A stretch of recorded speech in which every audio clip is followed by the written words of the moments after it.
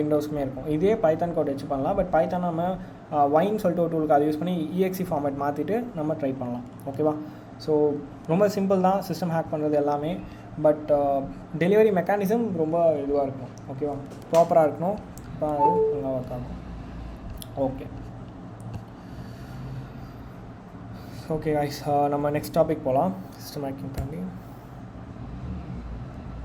Okay, so yesterday வந்து நம்ம பாஸ்வேர்டை வந்து நம்ம ப்ரூட் ஃபோர்ஸ் பண்ணி நம்ம எடுத்துருந்தோம். லைக் SSH ப்ரோட்டோக்காலில் ஹைட்ரா டூல் யூஸ் பண்ணியிருந்தேன். அப்பார்ட் ஃப்ரம் தட் நிறைய வேஸ் வந்து இருக்குது பாஸ்வேர்டு ஹேக் பண்ணி. இப்போ டேட்டாபேஸில் இருக்க பாஸ்வேர்டு வந்து ஹேக் பண்ணோன்னா நமக்கு வந்து லைக் நம்ம நேற்று பண்ண மாதிரி ப்ரூட் ஃபோர்ஸ் மெக்கானிசமே வந்து யூஸ் பண்ண முடியாது. சம்டைம்ஸ் ஹேஷில் இருக்கும் பாஸ்வேர்ட்ஸ். இப்போ வந்து நம்ம டேட்டாபேஸில் ஒரு பாஸ்வேர்டு வந்து ஸ்டோர் ஆகுதுன்னா ஹேஷ் ஃபார்மேட்டில் இருக்கும். ஓகேவா? அதுக்கு நிறைய டைப் இருக்குது. மோஸ்ட் காமனாக எல்லாருமே யூஸ் பண்ணுவாங்க வந்து MD5 சொல்லிட்டு ஒரு ஃபார்மேட் வந்து யூஸ் பண்ணுவாங்க. இப்போது நான் வந்து ஜஸ்ட் ஒரு ஸ்கிரிப்ட் வச்சுருக்கேன், பைத்தான் ஸ்கிரிப்ட். அதை வச்சு நம்ம